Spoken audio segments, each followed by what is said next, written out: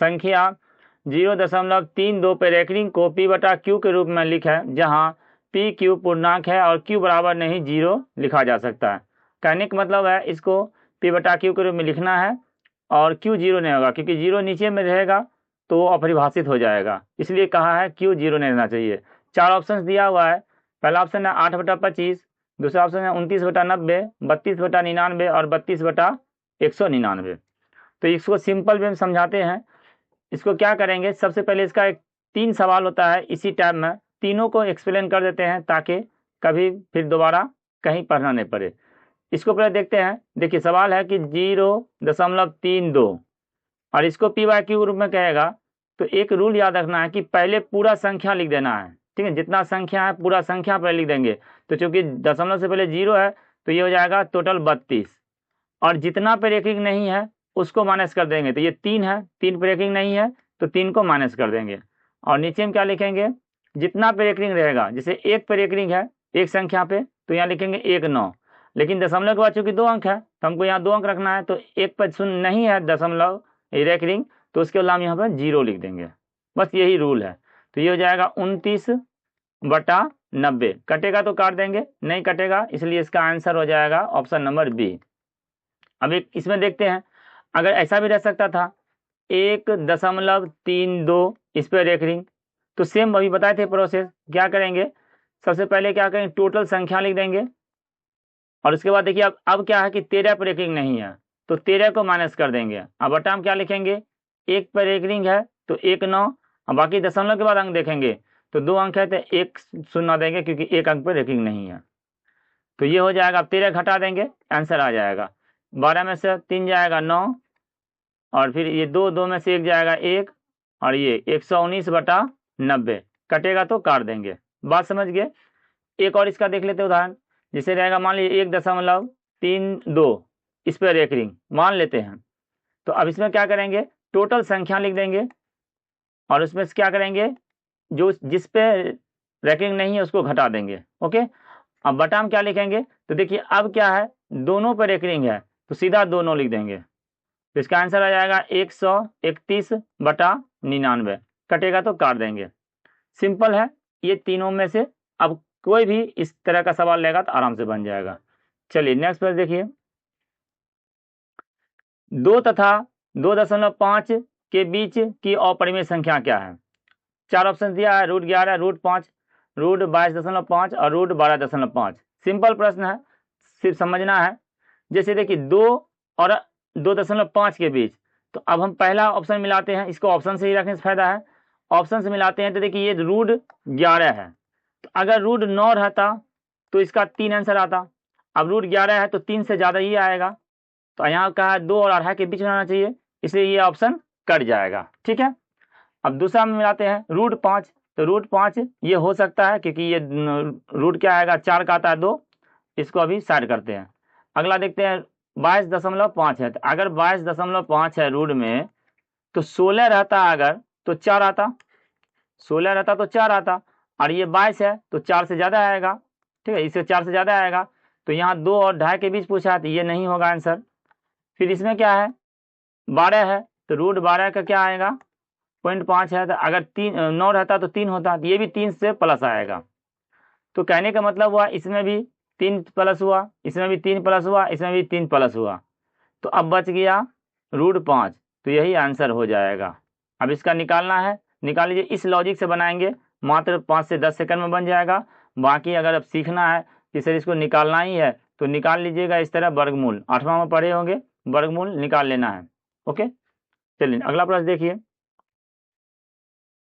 निम्नलिखित में कौन सा कथन सही है यानी सत्य है। 2 अपरिमेय संख्याओं का गुणनफल हमेशा अपरिमेय होता है। तो देखिए 2 अपरिमेय संख्या रखेंगे, उसका कहा है गुणनफल। चलिए एक रखते हैं √2 और एक रखते हैं 3√2, दोनों तो अपरिमेय संख्या है। अगर इसका गुना करेंगे तो ये हो जाएगा 3 दूनी 6, यानी कि 3 और √2 गुना √2 2 होता है, ये 6 आ गया। तो कहाँ अपरिमेय, परिमेय हो गया, तो ये ऑप्शन कट जाएगा। अगला प्रश्न होगा, एक परिमेय व एक अपरिमेय संख्याओं का गुणनफल हमेशा अपरिमेय होता है। हाँ, एक परिमेय संख्या कोई भी लेंगे 5, और एक अपरिमेय संख्या कुछ भी रख लेते हैं 3, तो इसको जब गुना करेंगे तो ये हमेशा अपरिमेय आएगा, तो ये पास कर गया। तो ये सही बोला। अगला देखते हैं, दो अपरिमेय संख्याओं का जोड़ कभी अपरिमेय नहीं हो सकता है। तो दो अपरिमेय संख्या लेंगे, उसको जोड़ेंगे तो हमेशा अपरिमेय ही होगा, चाहे कोई भी दो संख्या लेंगे। गुना में परिमेय हो सकता है लेकिन जोड़ में अपरिमेय ही होगा। चेक करना है, चेक करेंगे, अपना मन से कुछ भी रख के चेक करना है। और उसके बाद दो, तो ये भी आंसर नहीं होगा। एक पूर्णांक तथा एक परिमेय संख्या का जोड़ कभी पूर्णांक नहीं होता है। एक पूर्णांक रहेगा, पूर्णांक क्या 5 मान लेंगे, कुछ भी मान सकते हैं, और एक परिमेय संख्या 1/2 संख्या रख देंगे। तो ये क्या बोला, ये कभी पूर्णांक नहीं हो सकता है। हो जाएगा, कभी पूर्णांक नहीं हो सकता है बोला, अभी पूर्णांक नहीं होगा। लेकिन अगर हम कोई दूसरा संख्या रख लेंगे, जैसे 5 ही रखे मान लीजिए, और 5 तो परिमेय संख्या है और 8 क्या पूर्णांक है और 8 परिमेय है, तो दोनों को जोड़ेंगे तो पूर्णांक भी तो हो जाएगा। ये 13 परिमेय भी होगा, पूर्णांक भी होगा। तो ये भी गलत कहा है, ठीक है। कभी नहीं हो सकता बोला, नहीं हो सकता है, इसलिए ऑप्शन नंबर बी इसका करेक्ट हुआ। कुछ भी डाउट हो कमेंट कीजिए, उसका क्लियर बताया जाएगा।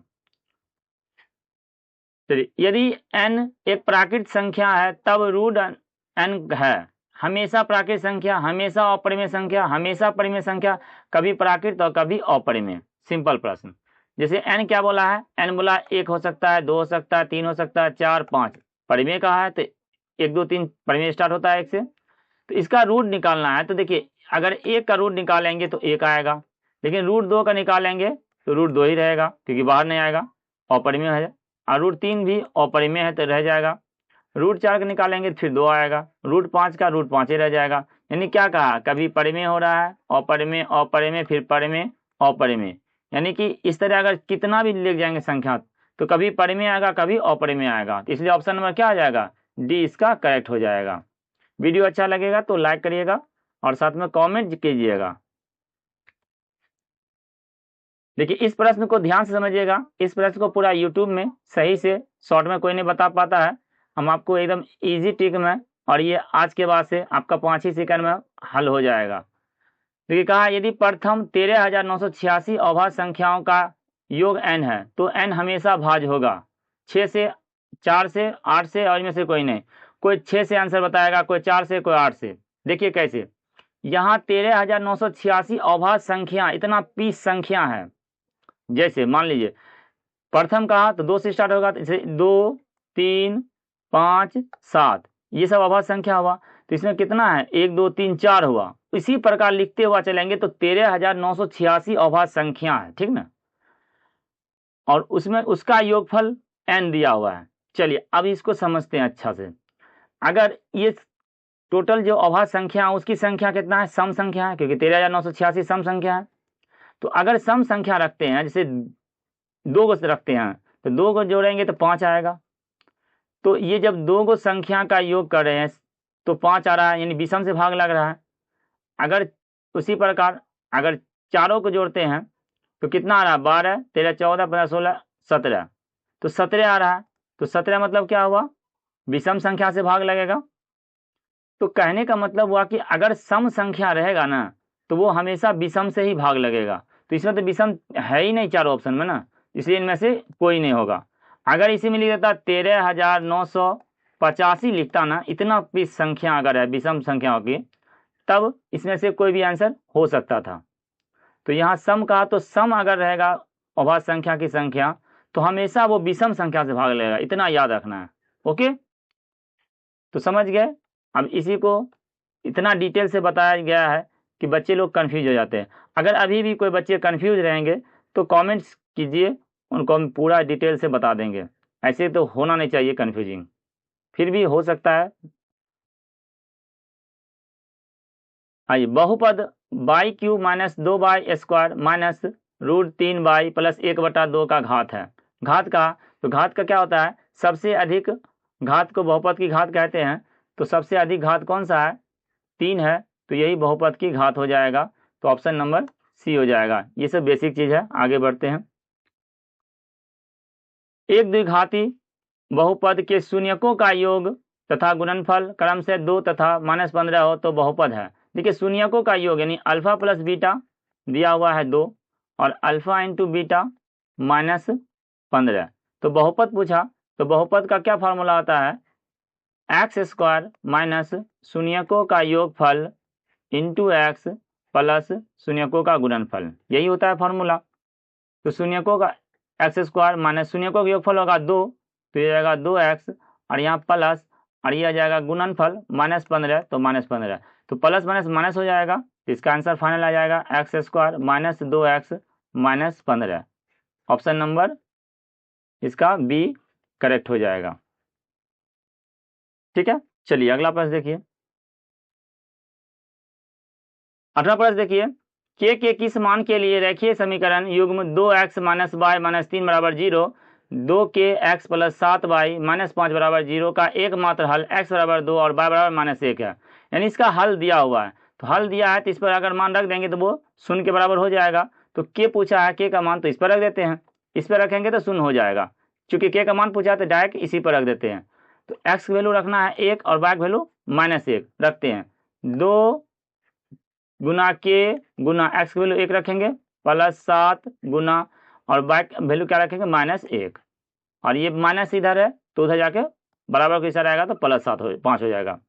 ये जगह 2 के प्लस माइनस माइनस हो जाएगा, 7 गुना करेंगे तो ये इधर आएगा 7, तो क्या हो जाएगा 2 के बराबर 7 5 12, ये माइनस है तो इधर प्लस हो जाएगा, तो कट जाएगा 2 बार में 6 बार में, तो इसका हो जाएगा आंसर 6। ऑप्शन नंबर सी इसका करेक्ट हो जाएगा हल करने के बाद।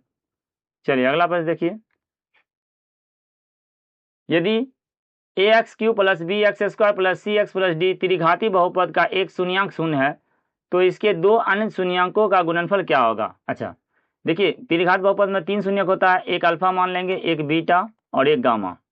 इसमें से एक कोई शून्य बोला है, तो एक कोई शून्य अल्फा को मान लेते शून्य है, तो 2 शून्य का गुणनफल पूछा है, तो गुणनफल 2 करके गुणनफल का फॉर्मूला पढ़ेंगे, alpha into beta plus beta into gamma plus alpha into gamma.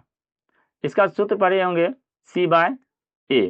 ठीक है, अब चूंकि एक शून्यांक शून्य है, तो यहाँ पर अल्फा अगर शून्य माने हैं तो ये हो जाएगा फिर शून्य प्लस ये जगह बीटा गामा प्लस, अब अल्फा माने थे शून्य तो ये भी जगह शून्य बराबर C/A। तो देखिए बाकी दो शून्य का गुणनफल क्या आ जाएगा C/A का, क्या आ जाएगा C/A का। इसका आंसर क्या आ जाएगा ऑप्शन नंबर बी करेक्ट होगा। चलिए अगला प्रश्न देखिए, P का मान जिसके लिए बहुपद x² plus 4x² minus px plus 8 पूर्णतः x माइनस 2 से भाज्य है। 4 ऑप्शन दिया है 0, 3, 5 और 16। देखिए समझिए, जब x माइनस 2 भाज्य है तो इसका जो शून्यक होगा x माइनस 2 का शून्यक निकालेंगे तो कितना आएगा x बराबर 2।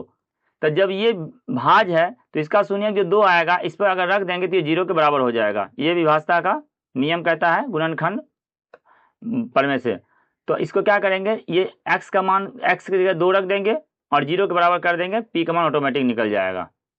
चलिए इसको रखते हैं, तो पहला x³ है तो यहाँ पर लिखेंगे 2 का क्यू प्लस 4 गुना 2 का स्क्वायर माइनस P गुना 2 प्लस 8। अब ये किसके बराबर हो जाएगा 0 का, क्योंकि मान इसका शून्यक रख दिए इस पर। तो ये होगा 2 का क्यू 8 प्लस 2 दूनी 4, 4 चौका 16 माइनस 2p प्लस 8 बराबर 0।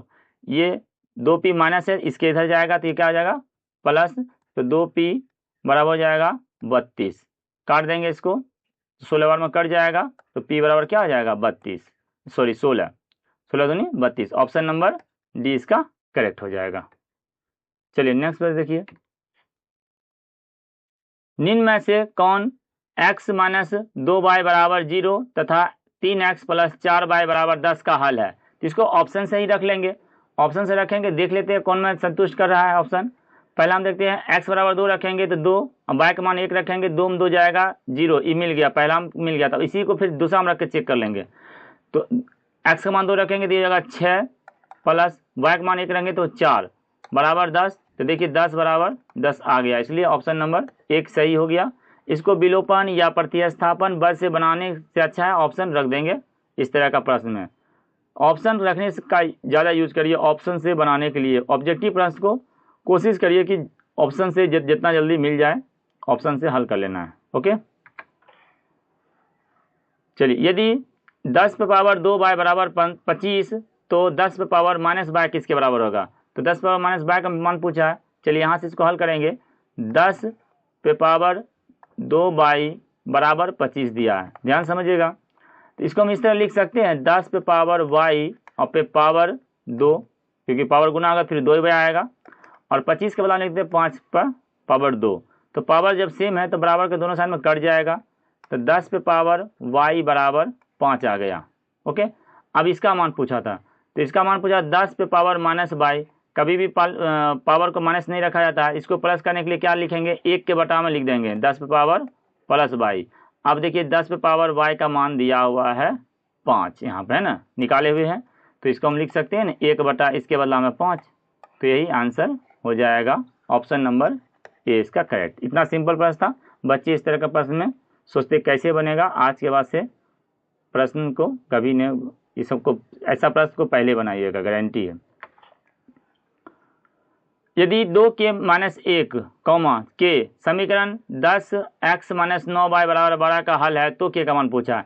अब इसका हल है, यानी x की जगह रखना है 2k माइनस 1 और y की जगह रखना है k, तो इसका हल हो जाएगा।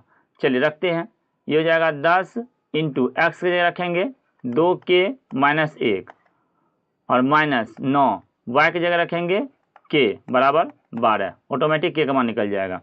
गुना करेंगे 10 दूनी 20k माइनस 10 माइनस 9k बराबर 12, तो ये 20 में से 9 जाएगा 11k बराबर ये 12 और 10 उधर जाके प्लस हो जाएगा तो 22, काट देंगे 11 का 11 दूनी 22, तो k का मान कितना निकल गया? 2। ऑप्शन नंबर बी इसका करेक्ट हो जाएगा। चलिए नेक्स्ट प्रश्न देखिए, यदि x बराबर रूट अंडर 7 प्लस 4 रूट 3 तो x प्लस 1 बटा एक्स का मान क्या होगा? चलिए इसको समझ लेना है। अगर रूट के अंदर रूट हो तो ये कंफर्म है कि वो या तो a प्लस बी का होल स्क्वायर पर रहेगा या a माइनस बी का, ये एकदम फिक्स समझ जाना है। तो यहाँ पे प्लस में है तो ये a प्लस बी का होल स्क्वायर में रहेगा। अब इसको थोड़ा ध्यान देना है, रूट 7 है और यहाँ पर 7 है और यहाँ रूट 3 दिया हुआ है, तो रूट 3 दिया है तो 1 रूट 3 का स्क्वायर होगा ही, इसको मन में ही समझ लेना है पहले। कुछ भी अगर 5 रहेगा तो रूट 5 समझ लेंगे पहले, तो ये रूट 3 का स्क्वायर करेंगे तो 3 ही आएगा।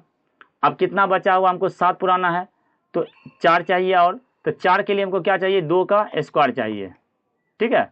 तो अब ये हो गया 2 और रूट 3, यही हमको इसमें से निकलेगा। देखिए कैसे, अब इसको लिखेंगे अंडर रूट 7 के बदला हम लिखेंगे रूट 3 का स्क्वायर प्लस और 2 का स्क्वायर, तो ये 7 हो गया। अब प्लस कर देंगे 2ab, तो 2a और b, देखिए सब मिल गया।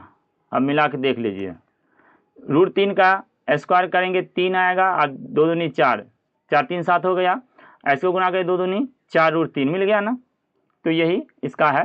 तो अब ये प्लस बी का होल स्क्वायर होगा, तो ये लिखेंगे रूट 3 प्लस 2 का होल स्क्वायर। अब जोड़ा में बाहर आ जाएगा तो इसको अंक को पहले लिख देंगे, 2 प्लस रूट 3 बाहर आके हो गया। मान किसका पूछा था? x मान पूछा था x प्लस 1 बटा एक्स का, तो इसको क्या करेंगे? या ये तो x का मान निकला हुआ है, ठीक है, ये x का मान निकला है, तो अब हम इसको क्या करेंगे? 1 बटा एक्स यही निकालेंगे तो यहाँ सुविधा हो जाएगा। 1 बटा एक्स निकालेंगे तो इसको हम 1 बटा एक्स करेंगे तो इसको भी बटा कर देंगे, तो अब इसका हर का परिमेयकरण कर देंगे 2 माइनस रूट 3 बटा 2 माइनस रूट 3, तो ये हो जाएगा 1 बटा एक्स का वैल्यू हो जाएगा 2 माइनस रूट 3। तो अब क्या होगा? देखिए एक्स का मान निकल गया यहाँ और 1 बटा एक्स का भी मान यहाँ निकाल लिए, तो इसको जब जोड़ेंगे तो एक्स का वैल्यू रखेंगे 2 प्लस रूट 3 जोड़ 1 बटा एक्स का वैल्यू रखेंगे 2 माइनस रूट 3, तो रूट 3 कट जाएगा, 2 2 4 इसका आंसर आ जाएगा। और नहीं तो यहाँ पे भी बटा का जोड़ बनाएंगे, भिन्न का जोड़, तो भी हो जाएगा। समझ गए? चलिए नेक्स्ट प्रश्न देखते हैं। प्रश्न है x पे पावर n प्लस 1 का एक गुणक x प्लस 1 है तो n निश्चित रूप से एक विषम संख्या पूर्णांक है, एक सम पूर्णांक है, एक ऋणात्मक पूर्णांक है और एक धनात्मक पूर्णांक है। देखिए ये इसका गुणक है, तो इसको उदाहरण से समझना है। जैसे x पे पावर n प्लस 1 और बटा x प्लस 1।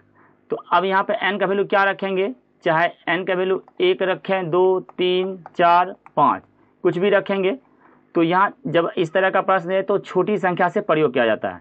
छोटी संख्या रखेंगे, पहले 1 ही रख देंगे, तो 1 रखेंगे। अब हम x का वैल्यू रख देते हैं 2, तो ये हो जाएगा 2 पे पावर 1 प्लस 1 बटा 2 प्लस 1, क्योंकि x का मान लिए हैं 2। तो ये देखिए 3/3 हो गया। अगर 1 रखे तो ये विभाज्य हो रहा है।